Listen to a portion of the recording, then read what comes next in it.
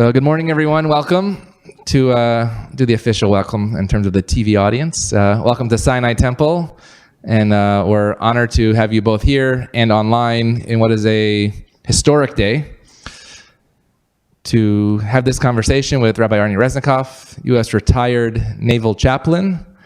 As I said earlier, I feel like I'm going back in my childhood, as Rabbi Resnicoff sat at my Shabbat table many times in Syracuse, New York, with my father, Rabbi Charles Sherman. And just to tell us how we got here right now, this past summer I had the opportunity to go to San Diego actually on vacation, and I went as a tourist on the aircraft carrier, and what really piqued my interest was the chaplaincy room, the chapel on that aircraft carrier.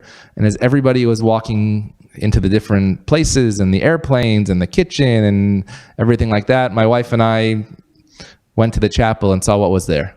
And I came back that Shabbat morning and I gave a sermon about it. And with the blessing and technology of Twitter, Rabbi Resnicoff saw it. A cousin by marriage, Aaron Leibovic, happened to be at shul that Shabbat, and we connected, and Rabbi Resnicoff said he was going to be visiting his family, his daughter Malka, over Sukkot, and let's make this happen. And so, not by chance, but I would say by beshert, we are here this morning. But before we begin, we are commemorating the 39th anniversary of the Beirut barracks bombing, and we are going to see a video in just a moment of the words that President Ronald Reagan, shared, not of his own words, but actually the words of Rabbi Arnold E. Resnicoff. And so before we have this important conversation, we'll turn our attention to the words of President Ronald Reagan. I remember the first time I jumped in a foxhole, the first time the shells actually fell within the U.S. area. Looking around at the others in there with me, I made the remark that we probably had the only interfaith foxholes in Beirut. The Druze, Muslims, Christians all had theirs. The Jewish forces in the Israeli army had theirs. But we were together. I made the comment then that perhaps if the world had more interfaith foxholes, there might be less of a need for foxholes altogether.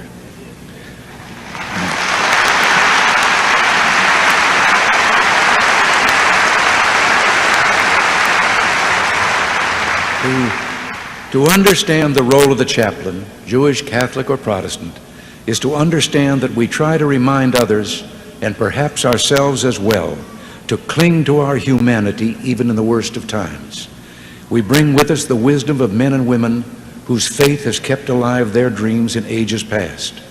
We bring with us the images of what the world could be, of what we ourselves might be, drawn from the visions of prophets and the promises of our holy books. We bring with us the truth that faith not only reminds us of the holy in heaven, but also of the holiness we can create here on earth. It brings not only a message of what is divine, but also of what it means to be truly human. It's too easy to give in to despair in a world sometimes seemingly filled with cruelty and brutality.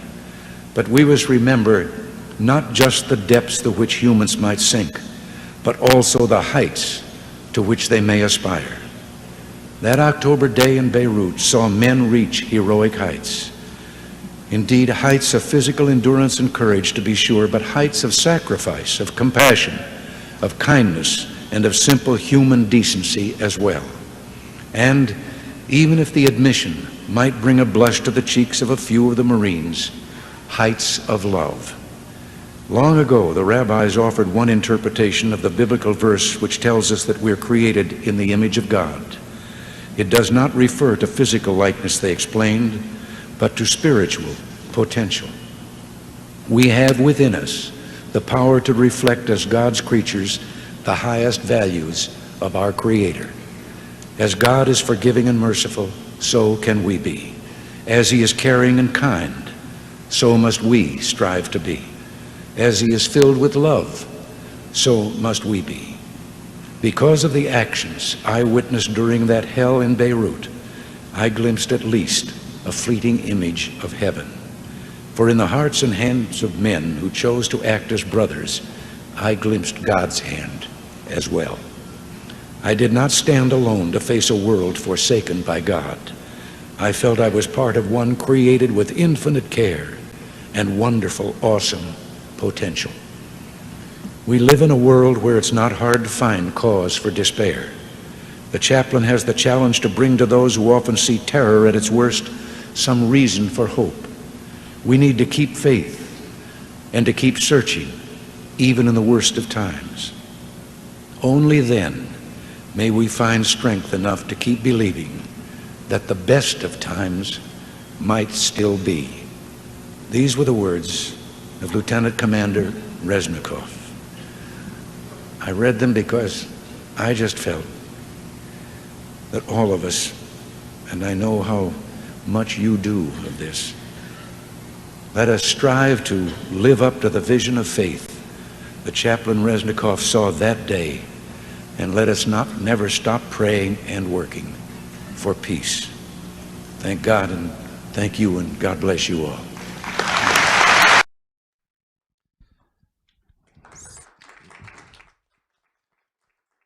So some people get their words quoted by rabbis.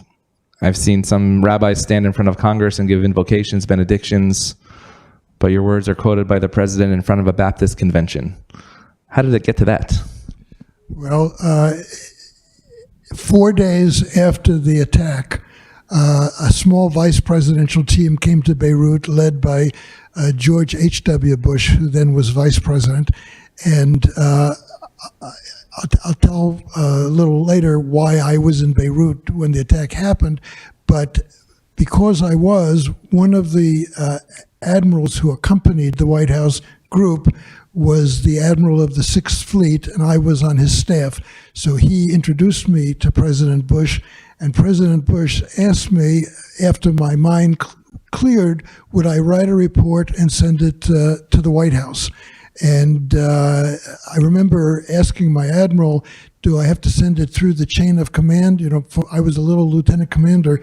To get to the White House, it would go through 100 people. And he said, no, if the vice president invited you to do it, just send it. And the vice president had told me, put it in an envelope with a note on top saying, I'm being sent at the request of Vice President Bush. And I got a letter back a few weeks later from President Reagan, and it said, thank you for your deeds, thank you for your words, I hope you won't mind if I share them with others. So I showed the letter to my admiral, and he said that means he's going to let Nancy read them. So we all laughed, and then about a month later we got the video from the White House, and he was the keynote speaker at the Jerry Falwell Convention, Fundamentalism 84, and people at the White House told me he just put aside the speech that he was going to give and just read my entire report. So this is the end, but it's about 20 minutes, and all he does is read my report. It's really an honor.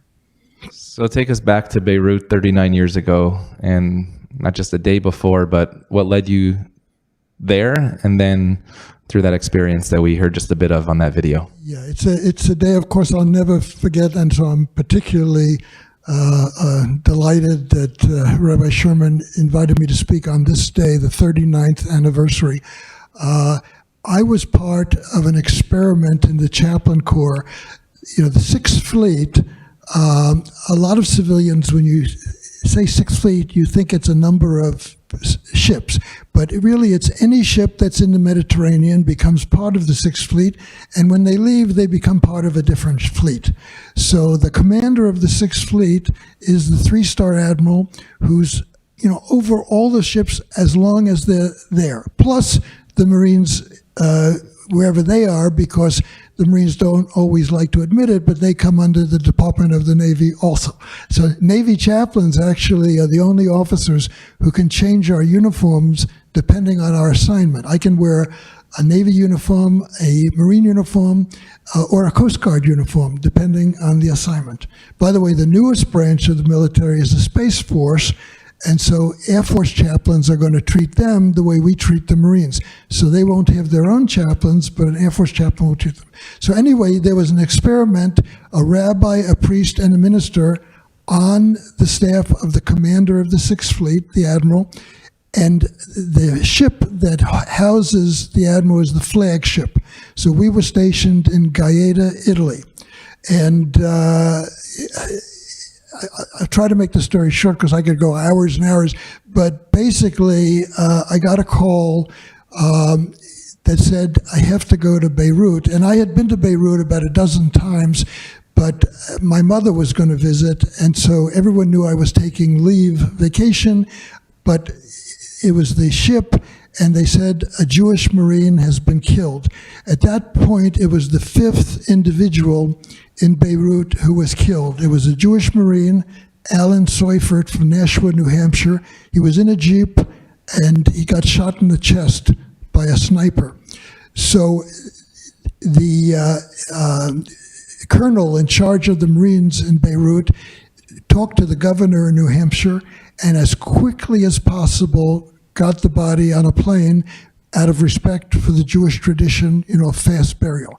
But the rest of the Americans, there may not have been anyone else Jewish, but the rest of the Americans, out of respect for Seufert's religion, wanted a rabbi to hold a memorial service there.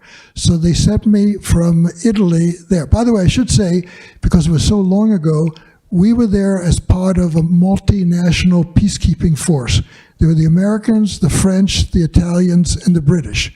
In the American group, there were probably 1,300, mostly Marines, but not all. So it was not easy to get to Beirut because the airport was closed because of the war. So I remember going from Gaeta to Naples on a plane to Sicily, which at that point was the center of naval aviation in the Mediterranean, from there to Cyprus, and then helicoptering in from Cyprus to Beirut. So it took so long that it was a Friday when I arrived, and so I led the memorial service, and the colonel said, tomorrow, Saturday, we'll start you back. We'll get you at least as far as Cyprus. And I said, I don't travel on Shabbat, so I'll wait till Sunday. And that's why I was there when the attack happened. And many of the Christian chaplains tell that story, that it was only because of my faith that I was there when another chaplain was needed. So 6:22 in the morning, Sunday, I remember there were 2 buildings that we were using, about 75 yards apart. I was in the bathroom.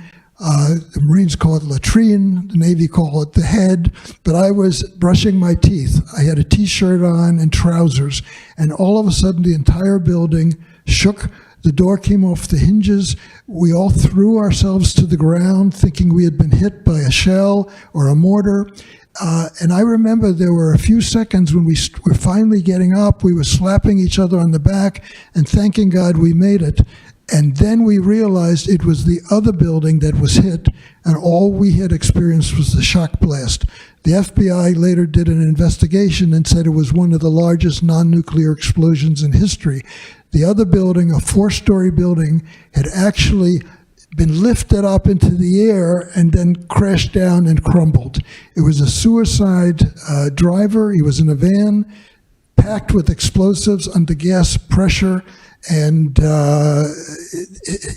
so ultimately 241 Americans died, 220 Marines, 18 Navy, 3 Army. Now what made it worse, if anything, if there are gradations of worseness, was that almost all of the Navy personnel were medics, what we call corpsmen, 1 doctor, which left us with no medical help.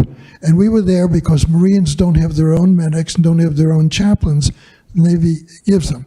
So it just seemed like forever before, other medical help came. So we were literally ripping our clothes apart to wipe blood or dirt off these wounded Marines, just telling them help was on the way.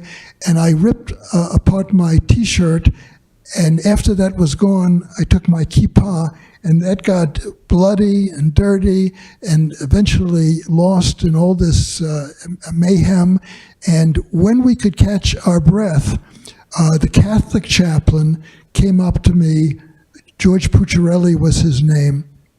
And he said, in this country where every religion is gunning for every other religion, I want everyone to remember not just that chaplains helped everyone, but that a Jew and a Christian side by side. So he had put on a little purple stole around his neck as soon as we heard the explosion, because he knew he would be giving last rites.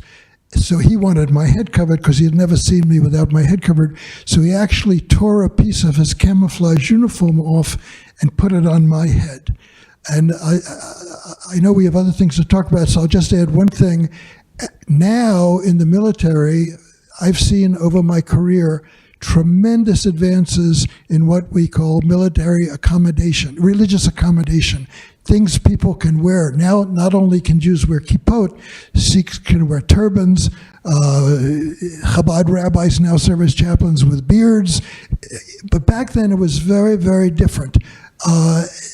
There was a religious apparel amendment before Congress to allow kippot in uniform, and 2 years in a row it had failed.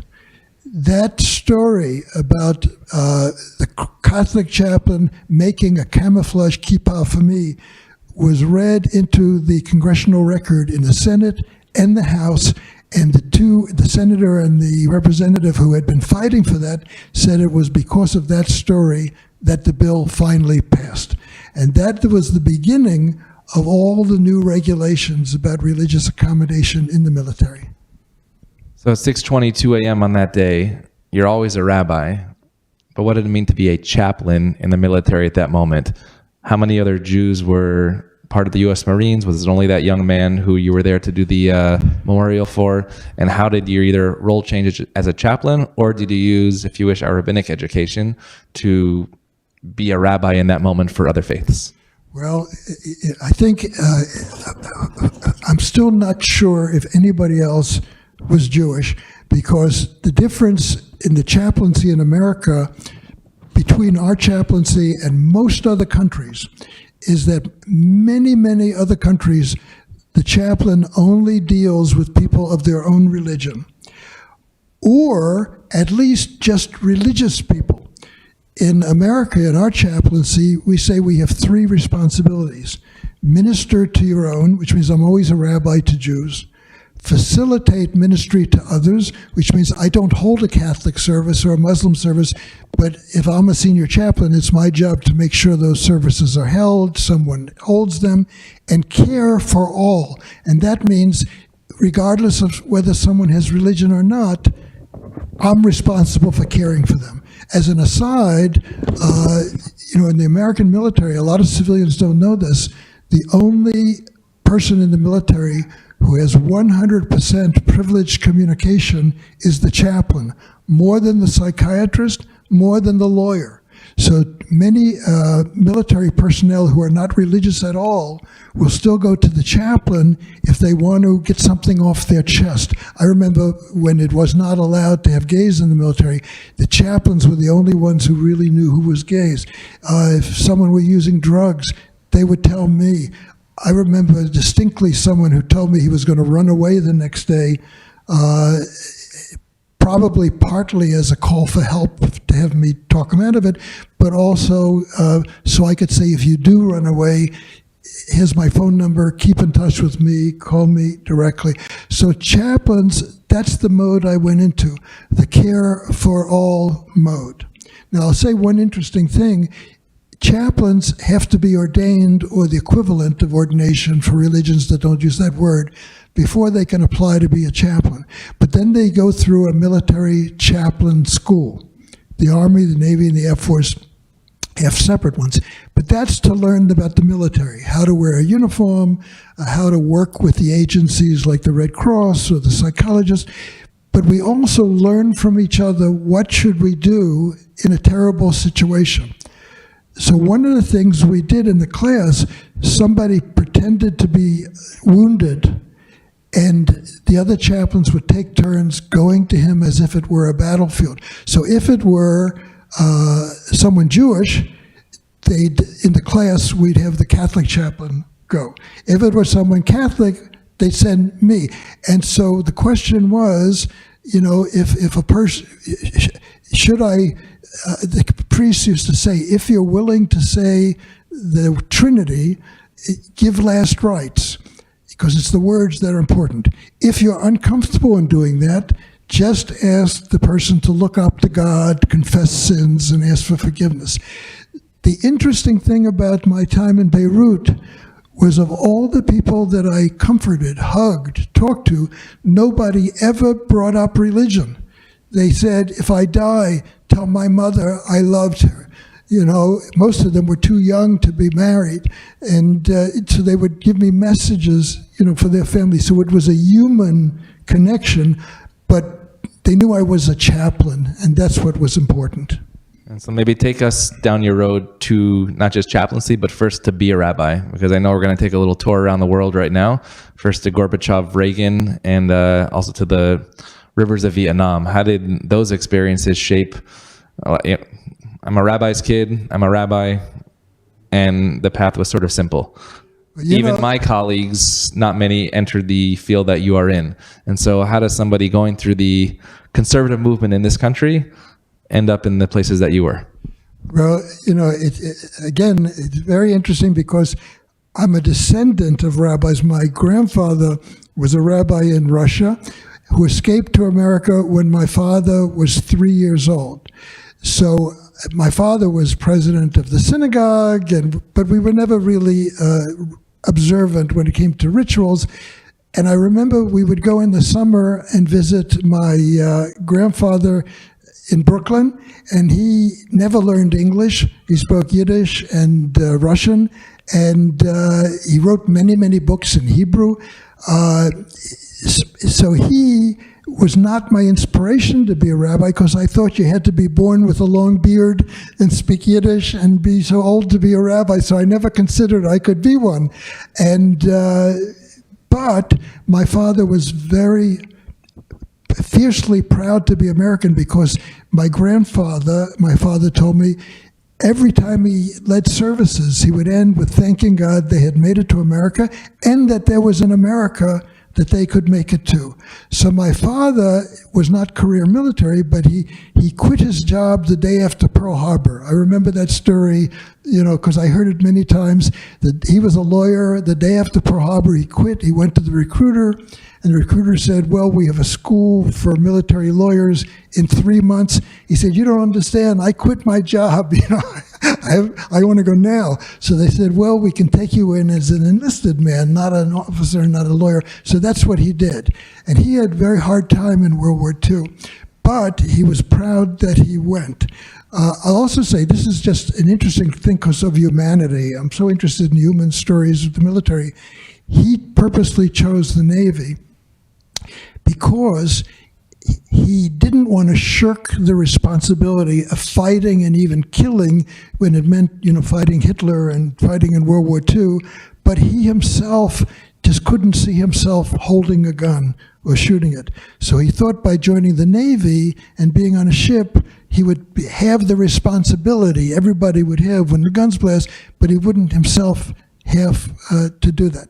So anyway, so my father, I was the oldest of 3 sons, 3 boys, so my father raised me with the idea that when the time came, I would serve one assignment and kind of continue to pay our dues to America. So when I went to college, I joined NROTC, so at least I would finish college and go in as an officer, and I went straight to the rivers of Vietnam. And I was part of something called Operation Game Warden. We had to keep the rivers free from Viet Cong infiltrators. As a matter of fact, May 12th, 1970, when President Nixon ordered us into Cambodia, my ship was the first into Cambodia, and it's very possible that I was the only Jew in the Navy that was in the rivers of Cambodia. I'm never sure of that, but there weren't many of us. And so we didn't have enough people on my ship to have our own chaplain, so there was a circuit riding chaplain for the Mekong Delta, happened to be an Episcopal priest. Les Westling was his name. He passed away a few years ago. And in the military, chaplains have what we call lay leaders, so that a chaplain of one religion would have appointed sailors or officers of other religions to communicate with them what they need when a holiday is coming, how to handle different things. So he made me the Jewish lay leader, not just for my ship, but for the Mekong Delta, and I started corresponding, being in touch. I was the communications officer, so it was easy for me to use the radio to talk to other ships. And we became such good friends that he finally nudged me, to think about becoming a rabbi. So after Vietnam, I still had 2 years left of obligated service. I took a test for Naval Intelligence, and I was with Naval Intelligence in Europe, but I was in correspondence with Jewish Theological Seminary. And as a matter of fact, when I went for my interview at Jewish Theological Seminary, they told me I was the first applicant to rabbinical school who, in my packet, I didn't have any letter from a rabbi saying what a nice Jewish boy I was. Instead, I had a letter from an Episcopal priest saying what a nice Jewish boy I was. And I'll add one quick other thing. Rabbi Abraham Joshua Heschel purposely asked to be on my interview committee, and the reason was, as all of you probably know, he was very close friends with Martin Luther King Jr., and people know they stood together and marched together in Selma, but also Martin Luther King Jr. was very much against the Vietnam War, and so Heschel stood by him for that also, but admitted to me he had never met anyone Jewish who had been in Vietnam. And that's the reason he wanted to be on my committee, and then afterwards we had coffee. And I remember the question that Heschel asked me on my interview committee. Who forgets a question from Abraham Joshua Heschel? He said, I see from your record you have a good secular education, but you never went to yeshiva, you never studied Gemara. Isn't it daunting to you? I don't think anyone has ever used that word daunting except Heschel to me, to study Talmud at your age. So I was young, I was a Navy officer. I was probably a little too glib, but I said it can't be more complicated than Navy regulations. So he liked that answer. Actually, my next question, because many of us in this country know more Jews who serve in the IDF than they do in this country. And so in today's military, there were probably actually even less Jews than maybe in the time when you started. And you told me this as a child that I'll never forget. You said even if there wasn't one Jew in the U.S. military, the importance of having a rabbi as a chaplain is still there. And so what does that look like today? What do Jewish chaplains look like today? Has that role changed? And what you said in the video of B'Tselem Elohim, which of course is perfect because you read in the Torah yesterday of Breshit, being in the image of God, and you just said focusing on the story of humanity. Is it a particular or is it a universal job? I think, like so many answers to questions, my answer is that it's both. I think that, I remember realizing at one point that what I shared when I was at Rabbi Sherman's father's synagogue is that many times people would ask me when they find out I'm a rabbi, how many Jews are in the military? And I realized they were thinking that I only worked with Jews. And of course, that's not the case. And that's when I realized that even if there were no Jews in the military, when the admiral or the general and his staff would discuss issues of war and peace, right and wrong, I wanted a Jewish voice at the table. And many times the rabbi becomes that Jewish voice. I remember the highest assignment I ever had was I was the command chaplain for the European Command. A lot of civilians, you may know this, but a lot of civilians don't, when they hear on the radio or the television, European Command, Central Command, they're really not sure what that is. It's fascinating, the kind of restructuring of the military after World War II. Sometimes I like to ask students, if an order goes out of the White House to move an aircraft carrier or send a battalion of soldiers, who does the order go through? and almost everybody starts saying Secretary of the Navy or Chief of Staff, the Joint Chiefs of Staff, and all those answers are wrong. The President and the Secretary of Defense together are something we call the National Command Authorities, NCA. The order goes out from them to one of about a dozen combatant commands: European Command, Central Command, Pacific, or now it's called Indo-Pacific Command. Some of those commands are geographical, some are not geographical. So for instance, there's the new Space Command, there's a Cyber Command, a Transportation Command, and they're always headed by a 4-star admiral or general who's over all the branches of the military in that area. So for instance, for any ship or marine in the Sixth Fleet, the order would go out from the White House to the European Command. My boss was General Wesley Clark, and he was then over the heads of the Army, Navy, Air Force, Marines, Coast Guard in that whole area. When I was there, by the way, that was all of Europe and most of Africa.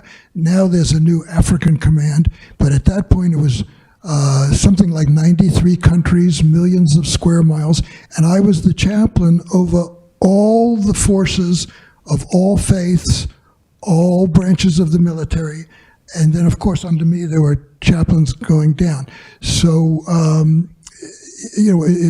very, very important to understand the structure and how we care for all. And so obviously being a rabbi, we're talking about caring for all, but we also have that connection to the homeland of the Jewish people in the state of Israel. You served in the U.S. military, but had unique experiences in the state of Israel. Some specifically, I would love to hear about the Kotel moment, where probably the only service where actually men and women prayed together, which we hope one day will happen soon again. But how does Israel fit into this whole piece for you personally and also as a U.S. military chaplain? You know, it's very interesting. When I was in the Sixth Fleet, and when the Beirut war was going on, you know, we went in with the multinational force because of the chaos in Lebanon, the Sabra and Shatila massacre, Bashir Gamaliel had been assassinated, the country was falling apart. And so we went in, and during that time, we, America, tried to be as neutral as possible when it came to both Lebanon and Israel. So we were not sending any ships into Israel. Instead, we had ships off the coast of Lebanon. After the attack, which is the anniversary today, in 1983, the American military and government said, the heck with neutrality. And we started pouring ships into Israel. And one of the first ships that went in was my admiral's flagship, the Admiral of the Sixth Fleet. And when I went in, it caused quite a stir that people saw the 10 Commandments on my uniform. I was in all the papers, I was on TV interview shows. It was very, very impressive. And the Misrata Datot, the Ministry of Religion, wanted to do something special for us. So the head of that ministry arranged for me to lead a service for the Sixth Fleet at the Kotel. And it was in Jerusalem Post and a lot of the Israeli articles, and the reporters asked, is this going to be allowed for other conservative rabbis? And they said, absolutely not. This is one-time Sixth Fleet. So that was a great honor for me. And then it happened to be, during our visit, the anniversary of Martin Luther King Jr.'s assassination, Martin Luther King Jr. Day. And so I was invited to lead a service in the presidential residence. Herzog was president, and Mrs. Herzog hosted the ceremony. And I still remember, you never forget certain things. So I still remember the verse I quoted. I quoted Joseph's brothers when Joseph was approaching, and they said, "Behold, the dreamer approaches. Let's slay him and see what becomes of his dreams." And I linked that to King and said, for time immemorial, people have thought they could kill a dream by killing a dreamer. It doesn't work. Veterans Day is coming up. Anti-Semitism is on the rise. Racism is on the rise. What's the message to our young people today about and by the way, Veterans Memorial Cemetery right down the street here? What's the message to our young people about what Veterans Day means in this country of America in 2022? Well, over history, and of course during the time that my father was in World War II, there certainly was anti-Semitism, racism in the military. We're always partially a reflection of the country around us.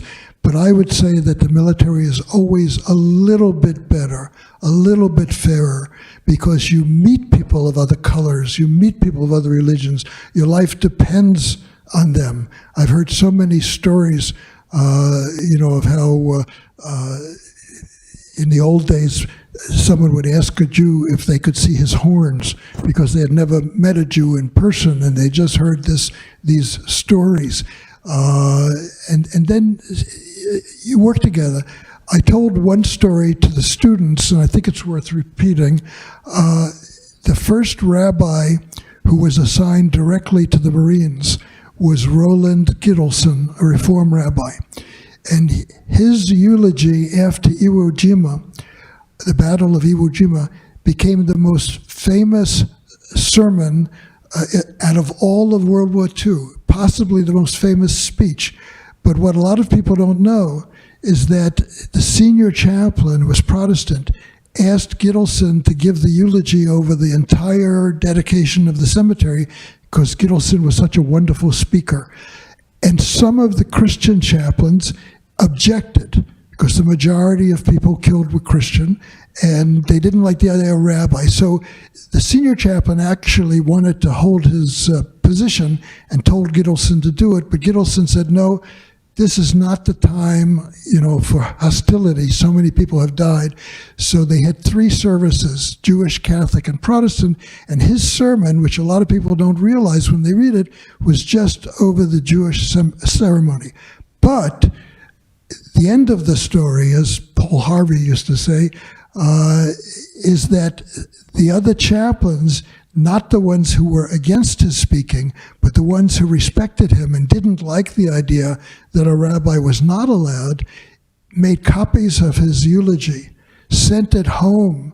Their families in America shared it with radio stations, with newspapers. It was published, it was asked, and it was again, it became the most famous sermon of World War II. And today, we've gone beyond that. I would never be questioned if I were asked to give a sermon or a speech.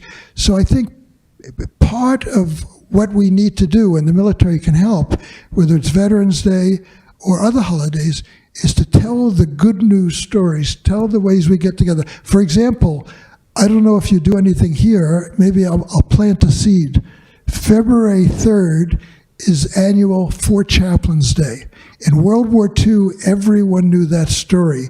Today, I guarantee most of our young people don't. It was a troop ship, an Army troop ship, that was torpedoed by a German U-boat, a submarine, February 3rd, 1943. So actually, next year will be the 80th anniversary.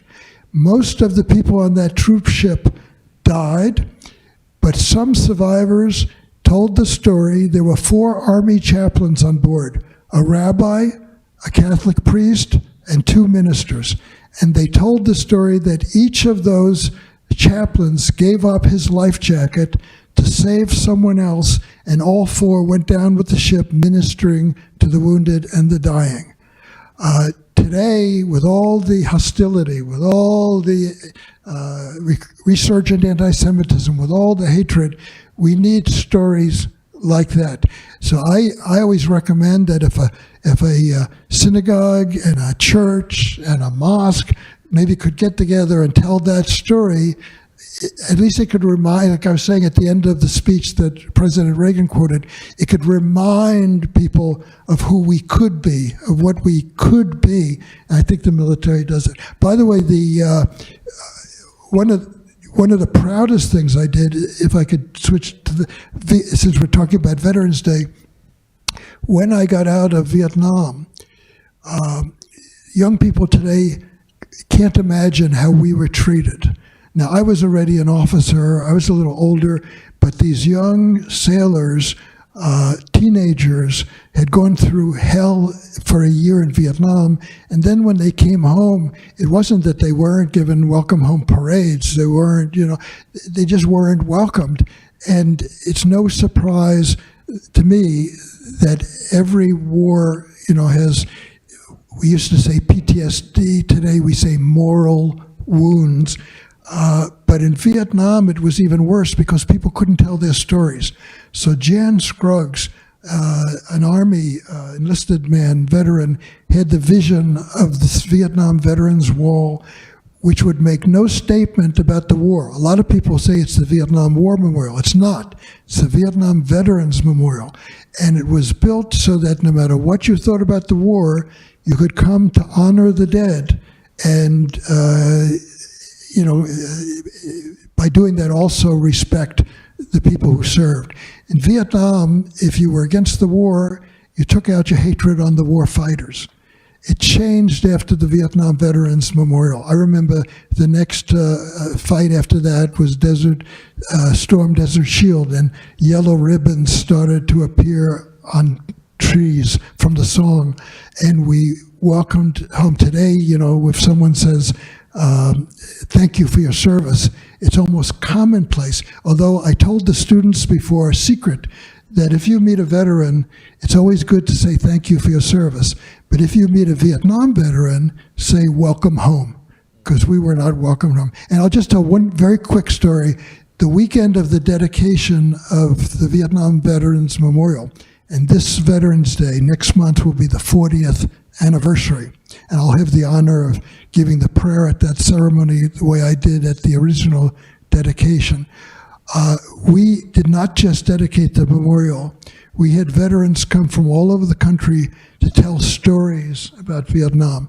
And they're chilling. I'll just tell you one. One young Army veteran who had lost his arm in Vietnam said when he got out of the Army, he went back to college, and the first student who asked him how he lost his arm happened to be a woman student. He said, Vietnam.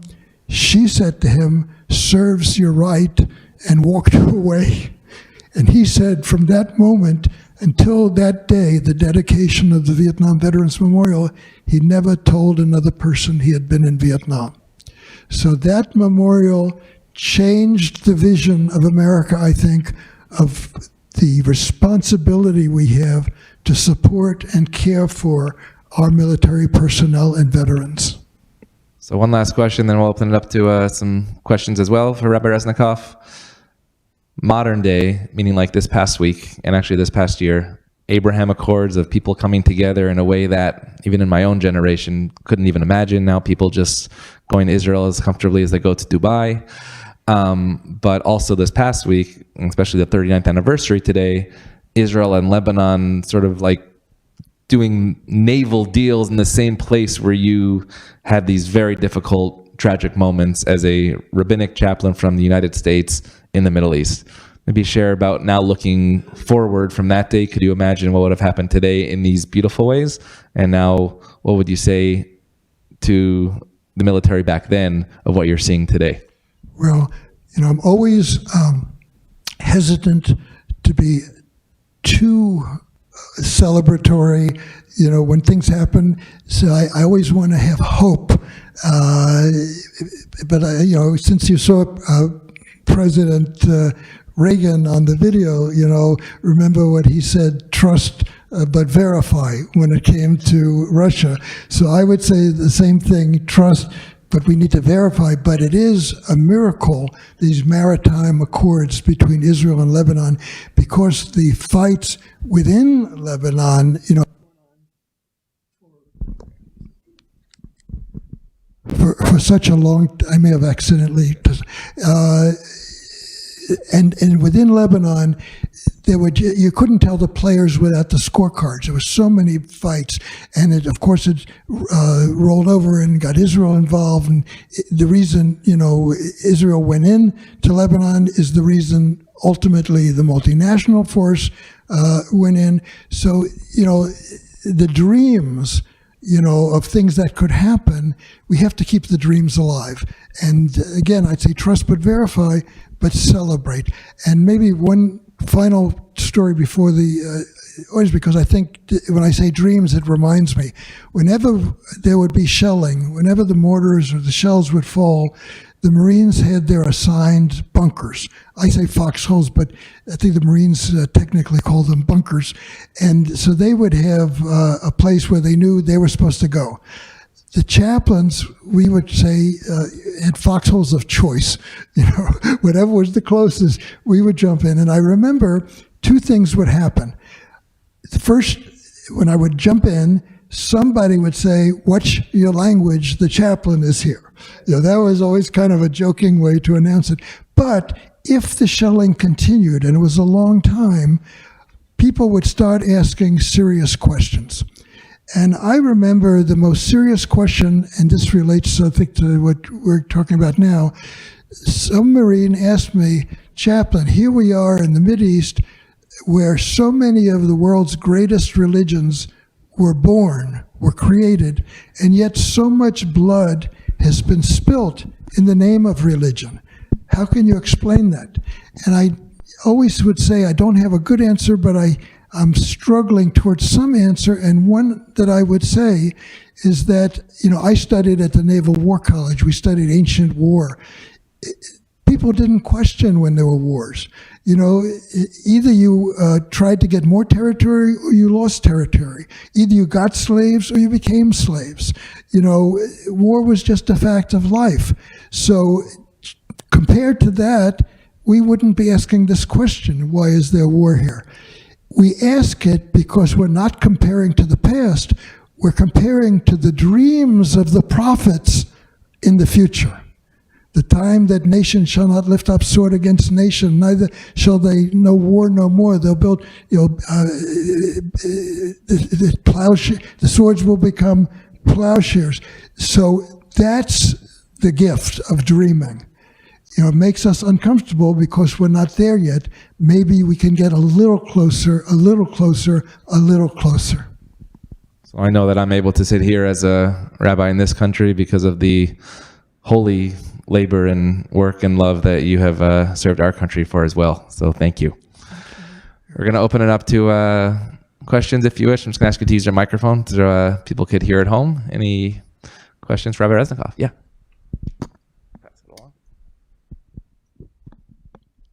So first, welcome home and thank you for your service. Thank you very, very much. I was wondering the reaction among the chaplains and the service members when gays were allowed to serve openly in the military. There was so much politics here, but what was it like in the actual military? Yeah, I actually became involved.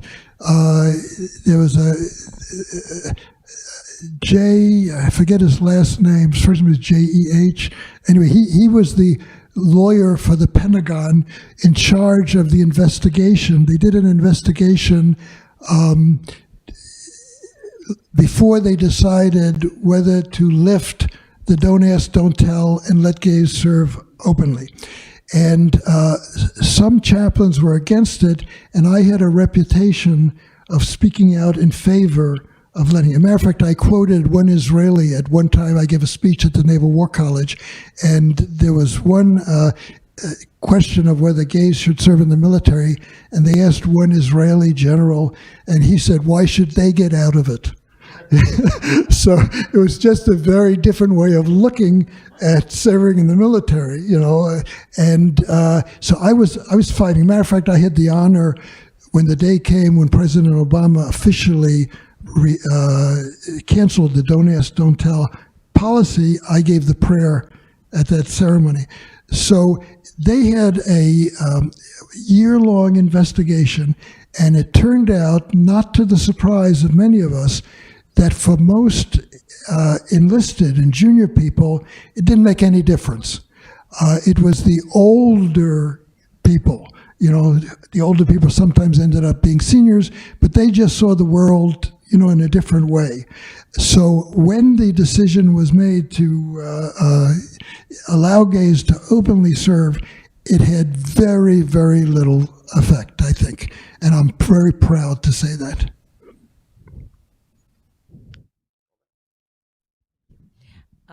How do you see our military today as far as preparedness for anything that might strike? Yeah, I have to admit, I've been retired 20 years. It's easier for me to talk about things back then, but I do keep in touch. For instance, I'm a regular lecturer for the chaplain school in the Navy. I see all the new chaplains coming through. I talk to the people who've been different places. I would say that I don't know anything that you don't know from the papers. We're having a hard time recruiting people now, all the services. The whole nature of war has changed, so we're questioning whether the weapons we have are the weapons for the next war. There was a saying that we always fight the last war, not the next war. On the other hand, when push comes to shove, I have faith in America. I have faith in the creativity we have. One of the things we used to say when we would compare ourselves at the War College, when we'd study other militaries, was how inflexible the pilots or the officers in the Russian military were compared to us. Our aviators could make decisions on the spot. It wasn't, all orchestrated from some central location. Knowing how we do that, and also our enlisted personnel, we give so much power to enlisted personnel compared to other countries, and Russia is one of them, where the enlisted can hardly do anything, without an officer specifically saying. So that's what's going to save us. I think our creativity. And in terms of religion in the military, starting with that religious apparel amendment that allowed kippot, I'm absolutely amazed at what people are allowed to do in the military today in terms of their religion. One of the expressions I used to use is that when I was fighting for kippot was our goal should be unity, not uniformity, and that we're united under the freedoms we have. And seeing one person with a turban, one with a kippah, one with a beard, reminds us, it's just like President Reagan quoted when I said interfaith foxholes. That makes us stronger. That makes us get to the point. So anyway, I would say, basically, I'm positive. Do I have time for one story? I could keep going with these stories and you're bringing back good memories. But when I was first a chaplain, I could wear a kippah. But the question was, could a sailor, could an officer who was not a chaplain? Today the answer is almost always yes. At that point, it wasn't a hard no. It wasn't impossible, but it was always a struggle. So you had to use psychology, and a chaplain has to be a master of psychology. I remember Yokosuka, Japan was my first chaplain assignment after I was ordained. And a young sailor came in from a ship and said, "Chaplain, I'm not very religious, but I'm engaged to a girl who actually was going to JTS, and she wants me to be more religious. And one of the things she would like me to do is start to wear a kippah." So, but he said, "I'm afraid. So, I'll get in trouble." So I said to him, "I have an idea." I looked through my drawer. I found an old Moroccan yarmulke, embroidered, colorful, souvenir that I had. And I said, "When you get back to your ship and you take off your Navy uniform hat, put this on." And he said, "Chaplain, that's going to make it 100 times worse." So I said those famous words, "Trust me." So I said, "I'm not just a rabbi. I know the Navy. I'm an officer." So he went back to his ship, probably it was just minutes after he took his hat off and put this on, I got a call from the commanding officer. And the commanding officer said, Rabbi, we have a little problem. Could you come to my ship? So I said, yes, sir. I went right to the ship. I sat down. And again, I remember, when I tell the stories, I remember it as if it were yesterday. The captain said to me, Rabbi, I respect religion as much as any man, and he used a non-gender sensitive term that we don't use anymore, but he said, I respect religion as much as anyone in this man's Navy. But, he said, there's no way Seaman Schwartz is going to wear that beanie on my ship. So I looked at him, showed respect, because I had respect for him, and I said, Captain, what if I could convince him just to wear a little black one like this? And he said, if you can do that, no problem, no problem. But of course, if he had gone back with that on his head to begin with, it would have been a very different discussion. So a lot of my job was to put things in perspective at the same time as I was fighting for people's rights.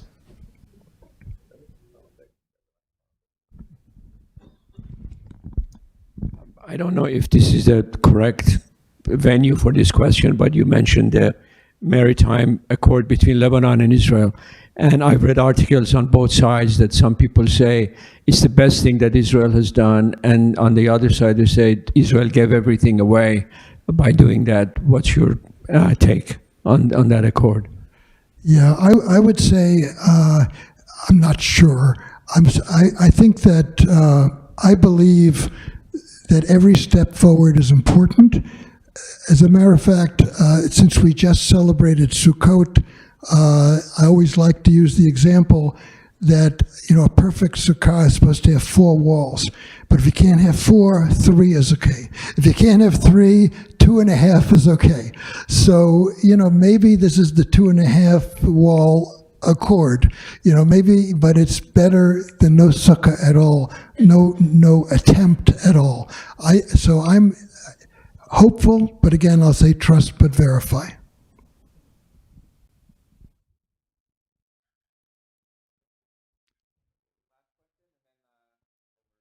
We can, so we'll do 2 more questions, actually. Christopher? Hey, thank you so much. It's a pleasure to be here and learn about this.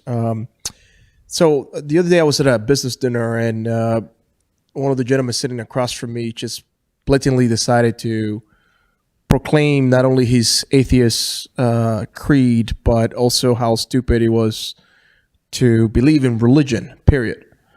And, I responded by saying, actually, there's more religion in the world than there's ever been. People have religion over sports, over, their nations, over their favorite celebrity, and so on and so on. And that sort of took him a little step back. But as I reflected on that interaction, I was reminded more of the First Commandment. You should have no other God before me.